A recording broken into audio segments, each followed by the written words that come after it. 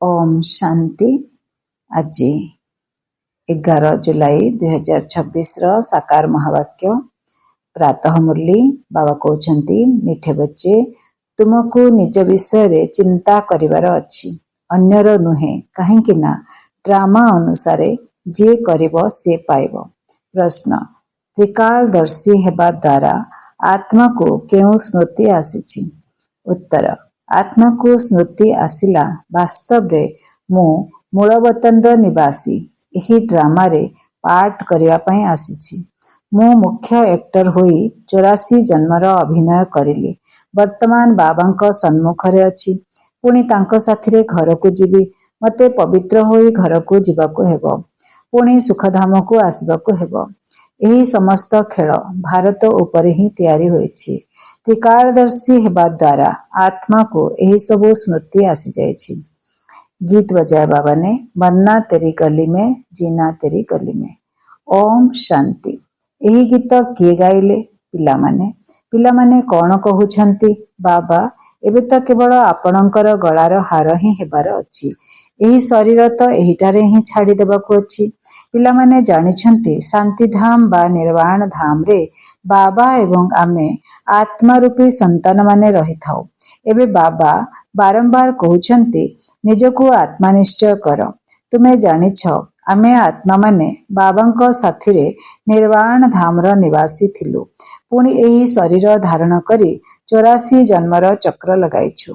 पिलामाने जानिछंती वास्तव रे आमे निर्वाण धामर निवासी अटु। एबे पुनर्बार बाबा आसीछंती। तुमे माने एठारे बसिछ, देखुच बाबा सम्मुखरे बसिछंती। एठारे हेला लौकिक शरीरर संबंध। आमे सबु वास्तव रे आत्मा थिलु। पुणी लौकिक संबंध रे आसी सुख एवं दुखर जीवन बिताइलु। शरीर धारण कले, 84 जन्म नेले।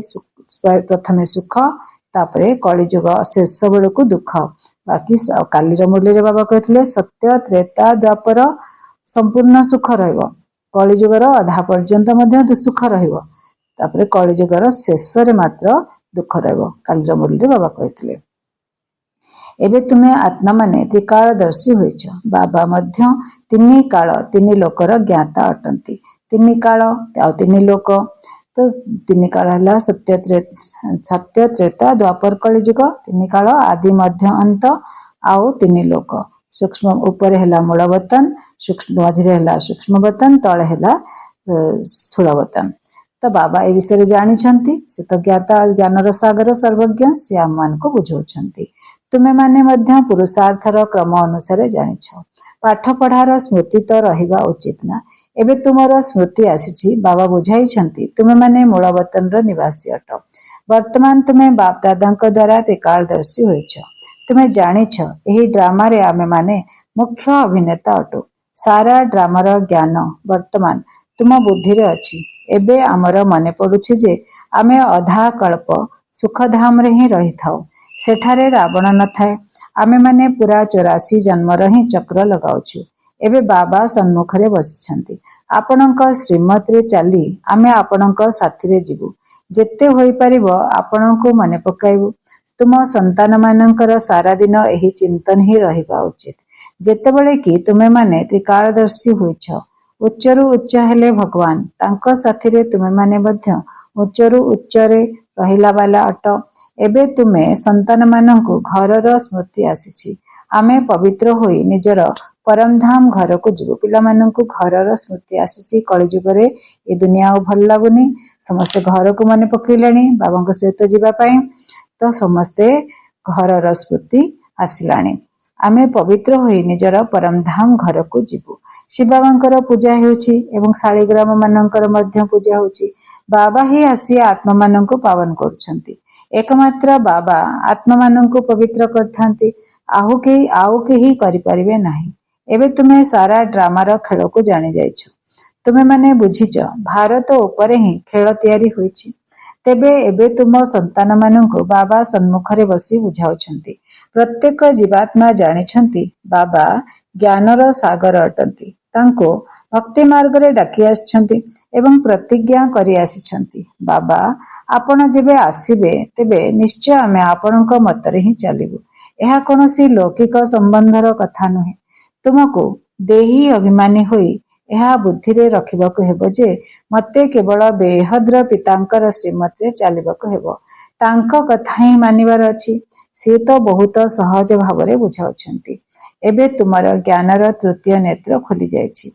ଏହି ଜ୍ଞାନ ତୁମର ଏହିଠାରେ ହିଁ ଅଛି। ଏହି ସଙ୍ଗମ ଯୁଗର ପାଇଁ ଏହି ଜ୍ଞାନ।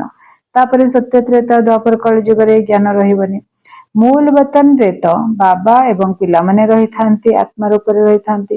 ସେଠାରେ ଏସବୁ କଥା କାହାକୁ ଜଣା ନଥାଏ। ସାଇଲେନ୍ସ ୱାର୍ଲଡ କୌଣସି କଥା ବି ଜଣା ନଥାଏ। ଏବେ ତୁମ ସନ୍ତାନମାନଙ୍କୁ ବାବା ନିଜ ବିଷୟରେ ସମସ୍ତ ଜ୍ଞାନ ଦେଉଛନ୍ତି। ସିଏ ହିଁ ଜ୍ଞାନର ସାଗର ଅଟନ୍ତି ଏବଂ ଅନ୍ୟ କୌଣସି ସତ୍ସଙ୍ଗରେ ଏଭଳି କେହି କହିପାରିବେ ନାହିଁ ଯେ ବାବା ଆମ ଆତ୍ମାମାନଙ୍କୁ ପଢ଼ାଉଛନ୍ତି। ଏକଥା ତୁମେ ଜାଣିଛ। ବାରମ୍ବାର ତୁମକୁ କହିବାକୁ ପଡୁଛି, ଦେହୀ ଅଭିମାନୀ ହୁଅ। ଆତ୍ମା ଏହି ଡ୍ରାମାରେ ଅଭିନେତା ଅଟେ। ଶରୀର ଧାରଣ କରି ଅଭିନୟ କରେ, ଭିନ୍ନ ଭିନ୍ନ ନାମ ରୂପରେ ଅଭିନୟ କରେ। ତେଣୁ ଅଭିନୟ କରୁଛି। ମୁଁ ଆତ୍ମା ହିଁ ଶରୀର ରୂପୀ ବସ୍ତ୍ରକୁ ଧାରଣ କରିଛି। ସେହି ଅଭିନେତା ମାନେ କେବଳ ବସ୍ତ୍ର ପରିବର୍ତ୍ତନ କରିଥାନ୍ତି। ତୁମେ ଆତ୍ମାମାନେ ନିରାକାରୀ ଦୁନିଆରୁ ଏଠାକୁ ଆସି ଏହି ଶରୀର ରୂପୀ ବସ୍ତ୍ରକୁ ଧାରଣ ହିଁ କରୁଛ। ଦୁନିଆରେ ସେହି ଅଭିନେତା ମାନେ କେବଳ ନିଜର ବସ୍ତ୍ରକୁ ପରିବର୍ତ୍ତନ କରି ଅଭିନୟ କରିଥାନ୍ତି। ଆମ ଆତ୍ମାମାନଙ୍କୁ ବାବା ପୁନର୍ବାର ଆସି ରାଜଯୋଗ ଶିଖାଉଛନ୍ତି। ଏବେ ତୁମେ ପିଲାମାନେ ଜାଣୁଛ ବାବା ଆସିଯାଇଛନ୍ତି। ତେଣୁ ନିଶ୍ଚିତ ଆମେ ବାବାଙ୍କର ସହଯୋଗୀ ହେବୁ। ନିଜେ ପବିତ୍ର ହୋଇ ଭାରତକୁ ପବିତ୍ର କରିବୁ। ଆମକୁ ଶ୍ରୀମତରେ ହିଁ ଚାଲିବାର ଅଛି। ଶ୍ରୀମତ କହୁଛି ବାବାଙ୍କୁ ମନେ ପକାଇବାକୁ ହେବ। ଯିଏ କରିବ ସେ ପାଇବ। ସମସ୍ତେ ତ ଆସି ପୁରୁଷାର୍ଥ କରିବେ ନାହିଁ। ଯେଉଁମାନେ କଳ୍ପ ପୂର୍ବରୁ ପୁରୁଷାର୍ଥ କରିଥିଲେ ସେଇମାନେ ହିଁ କରିବେ। ଏବେ ଆମକୁ ଫେରିବାକୁ ହେବ। ସେଥିପାଇଁ ପୁରୁଷାର୍ଥ କରି ନିଶ୍ଚିତ ପବିତ୍ର ହେବାକୁ ପଡ଼ିବ। ଆମେ ଉପରେ ମୂଳବତନର ନିବାସୀ ଅଟୁ। ପ୍ରଥମେ ଆମେ ହିଁ ସ୍ୱର୍ଗକୁ ଆସିଥିଲେ। ପୁଣି ସିଡ଼ିରେ ତଳକୁ ଖସି ଆସୁଛୁ। ବାବା ମଧ୍ୟ ଭାରତବାସୀ ମାନଙ୍କୁ ବୁଝାଉଛନ୍ତି। ବାବା ଭାରତକୁ ହିଁ ଆସୁଛନ୍ତି। ଅଧିକ ଭାରତରେ ହିଁ ଡାକୁଛନ୍ତି ଯେ ଏଠାକୁ ଆସି ଆମକୁ ପବିତ୍ର କର। ଶରୀର ଧାରଣ କରି ଆମକୁ ଶ୍ରେଷ୍ଠ କର୍ମ ଶିଖାଅ। ଶରୀରର ନାମର ମଧ୍ୟ ଗାୟନ ହେଉଛି। ଇଏ ଭାଗ୍ୟଶାଳୀ ରଥ ଅଟନ୍ତି। ବାବା ମଧ୍ୟ କହୁଛନ୍ତି ମୁଁ ସାଧାରଣ ଶରୀରରେ ପ୍ରବେଶ କରୁଛି। ପୂର୍ବରୁ ମଧ୍ୟ କହିଥିଲି। ଏବେ ତୁମ ପିଲାମାନଙ୍କର ସ୍ମୃତି ଆସିଛି। ନିଶ୍ଚିତ ଭାବରେ 5000 ବର୍ଷ ପୂର୍ବରୁ ମଧ୍ୟ ବାବା ଏହି କଥା କହିଥିଲେ। ଆଉ କେହି ବି ଏକଥା କହିପାରିବେ ନାହିଁ। ବାବା ହିଁ କହୁଛନ୍ତି 5000 ବର୍ଷ ପୂର୍ବରୁ ମଧ୍ୟ ମୁଁ ଏହି ଶରୀରରେ ଆସି ତୁମକୁ ବୁଝାଇଥିଲି। କାଲି ବୁଝେଇଥିଲେ, ପରଦିନ ବୁଝେଇଥିଲେ। बनी बनाई बन रही, अब कुछ बनना नहीं। चिंता ताकि कीजिए जब अनहोनी होई। नुआ किछि होनी, नथिंग न्यू। ସେଇ ପୁରୁଣା କଥା ରିପିଟ୍ ହେଉଛି। କଳ୍ପ କଳ୍ପ ରିପିଟ୍ ହେଇଯାଉଛି। ତେଣୁକରି ବାବା କହୁଛନ୍ତି ରେଡିମେଡ୍ ଡ୍ରାମା, ବନି ବନାଇ ଡ୍ରାମା, ରେଡିମେଡ୍ ବନିକିରି ଥୁଆ ହେଇଛି। ତ ଆମେ ସେଇଭଳି ଆମେ ସବୁ ଯେତେ ଶରୀର ବଦଳୁଛେ ଆମେ ସବୁ ଭୁଲି ଯାଉଛେ। ଭୁଲିଗଲା ପରେ ତାପରେ ଆମେ ପୁଣି ବାବା ଆମକୁ ପୁଣି ମନେ ପକେଇ ଦଉଛନ୍ତି ସଙ୍ଗମ ଯୁଗରେ।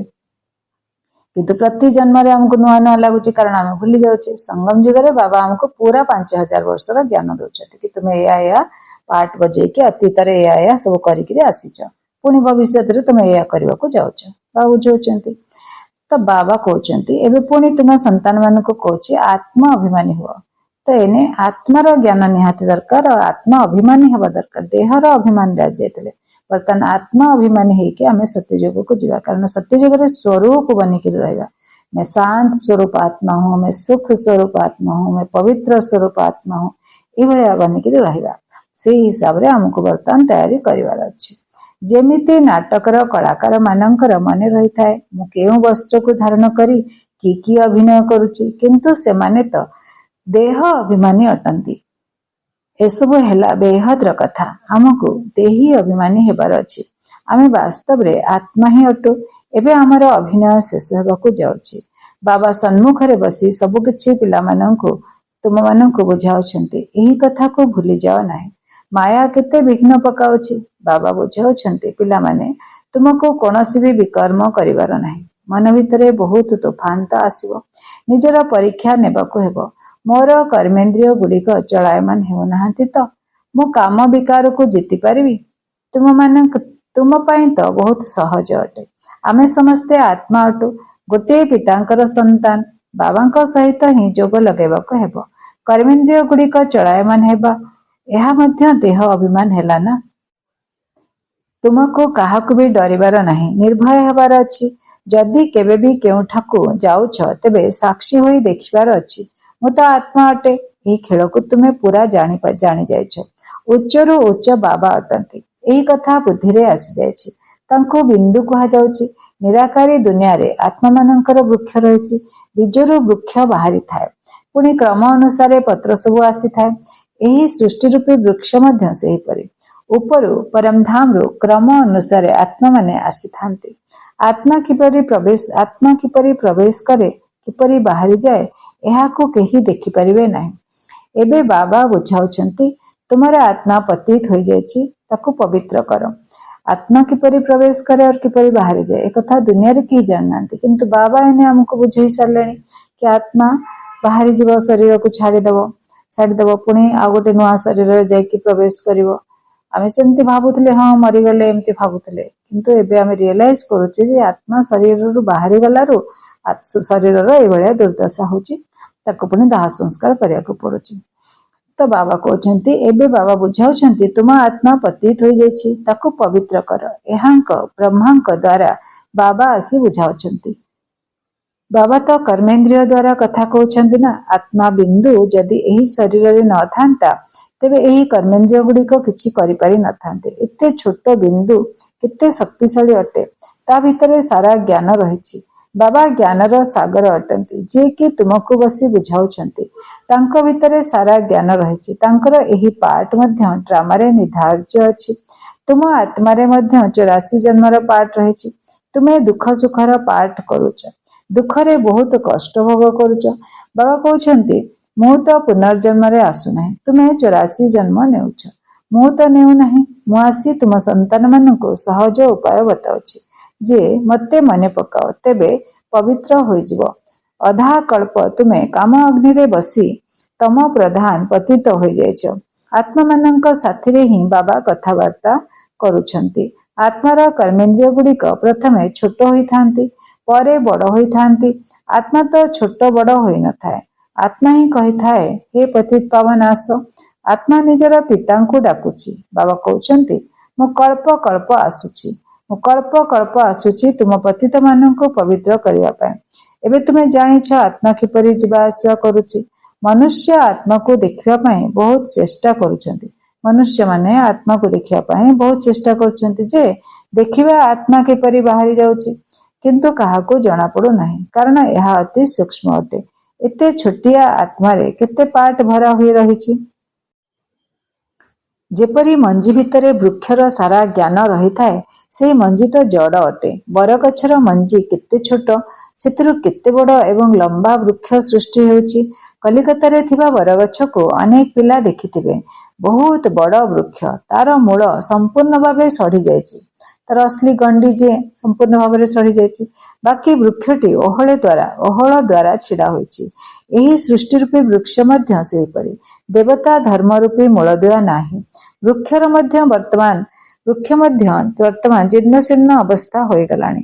ଏକଥା ମଧ୍ୟ ତୁମେମାନେ ଜାଣିଛ। ସେଥିପାଇଁ ତ ସରକାରଙ୍କୁ କହୁଛ ଯେ ଆମେ ଏତିକି ସମୟ ମଧ୍ୟରେ ଦୁନିଆକୁ ପବିତ୍ର କରି ଦେଖାଇବୁ।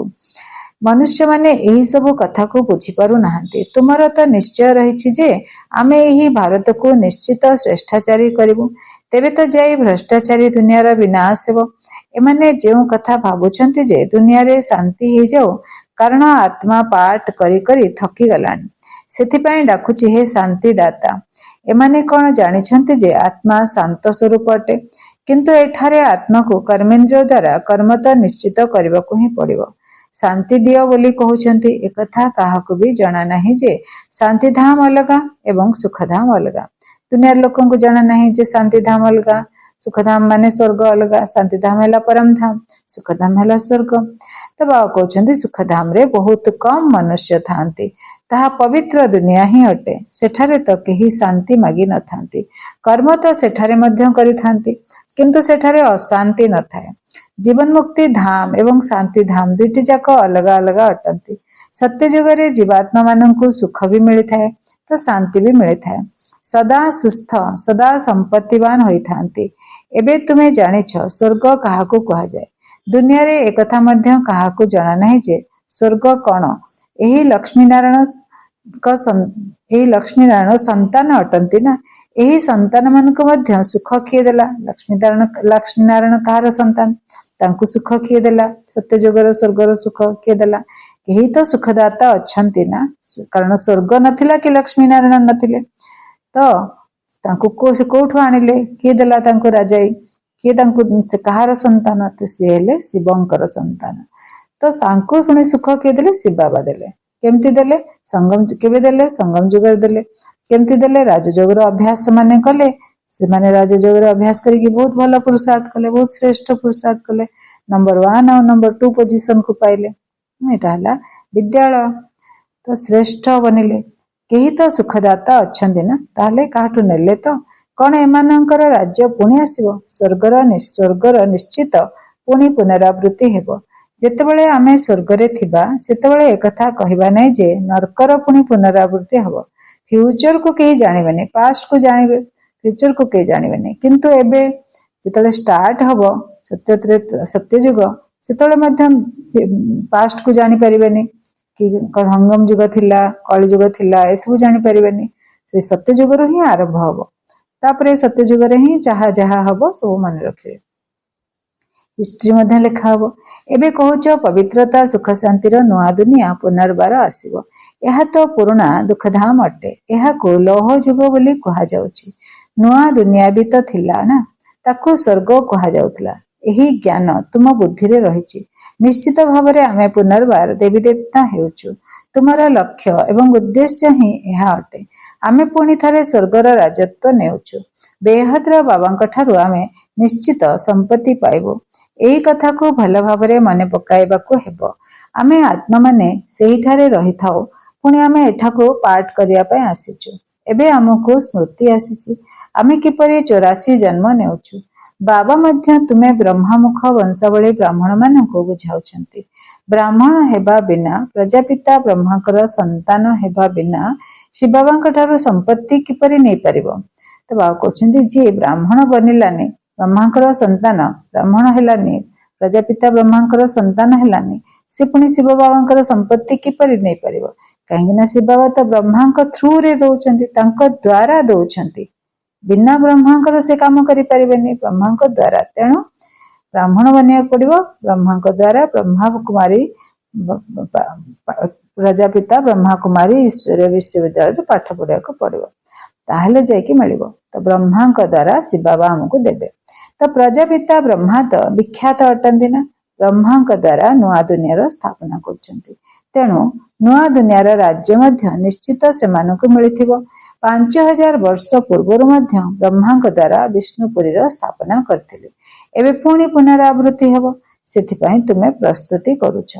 କେତେକ ପିଲା ପଚାରୁଛନ୍ତି, ଡ୍ରାମାକୁ ବଡ ମନେ କରିବା ନା ପୁରୁଷାର୍ଥକୁ ବଡ ମନେ କରିବା?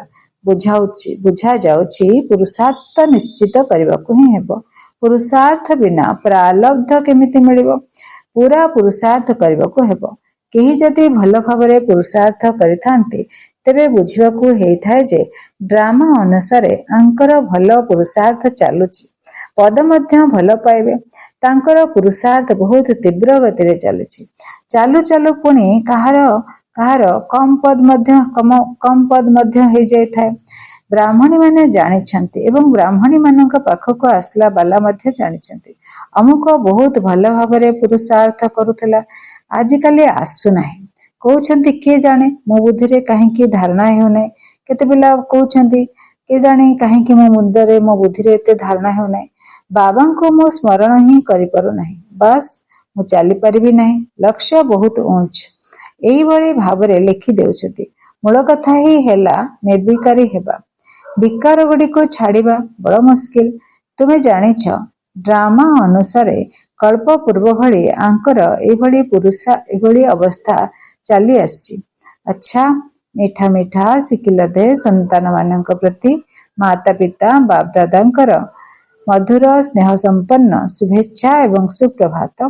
ଆତ୍ମିକ ପିତାଙ୍କର ଆତ୍ମିକ ସନ୍ତାନ ମାନଙ୍କ ପ୍ରତି ନମସ୍ତେ। ଆମେ ଆତ୍ମିକ ସନ୍ତାନ ମାନଙ୍କର ଆତ୍ମିକ ପିତାଙ୍କ ପ୍ରତି ବହୁତ ବହୁତ याद प्यार ଏବଂ ନମସ୍ତେ। शुक्रिया मेरे बाबा, बहुत बहुत शुक्रिया। धारणा ପାଇଁ ମୁଖ୍ୟ ସାରାଂଶ। ଏଇ ବେହଦର ଖେଳକୁ ସାକ୍ଷୀ ହୋଇ ଦେଖିବାର ଅଛି। ଏଇ ବେହଦର ଖେଳକୁ ସାକ୍ଷୀ ହୋଇ ଦେଖିବାର ଅଛି। କାହାକୁ ବି ଡରିବାର ନାହିଁ। ନିର୍ଭୟ ହେବା ପାଇଁ ମୁଁ ଆତ୍ମା ଅଟେ। ଏଇ ପାଠକୁ ପକ୍କା କରିବାର ଅଛି। ନିଜର ଯାଞ୍ଚ କରି ନିଜର ପରୀକ୍ଷା ନେବାକୁ ହେବ ଯେ କୌଣସି ବି କର୍ମେନ୍ଦ୍ରିୟ ଚଞ୍ଚଳ ହେଉନାହିଁ ତ? କାମ ବିକାର ଉପରେ ବିଜୟ ପ୍ରାପ୍ତ କରିଛି। ଦେହୀ ଅଭିମାନୀ କେତେ ସମୟ ପର୍ଯ୍ୟନ୍ତ ରହିଛି? ବରଦାନ ଦଉଛନ୍ତି ବାବା। ଏକମାତ୍ର ବାବାଙ୍କର ସ୍ମୃତି ଦ୍ୱାରା ସଚ୍ଚା ସୁହାଗ ଅର୍ଥାତ୍ ସଧବା ପଣିଆର ଅନୁଭବ କରୁଥିବା ଭାଗ୍ୟବାନ ଆତ୍ମା ଭବ। ଏକମାତ୍ର ବାବାଙ୍କର ସ୍ମୃତି ଦ୍ୱାରା ସଚ୍ଚା ସୁହାଗ ଅର୍ଥାତ୍ ସଧବା ପଣିଆର ଅନୁଭବ କରୁଥିବା ଭାଗ୍ୟବାନ ଆତ୍ମା ଭବ।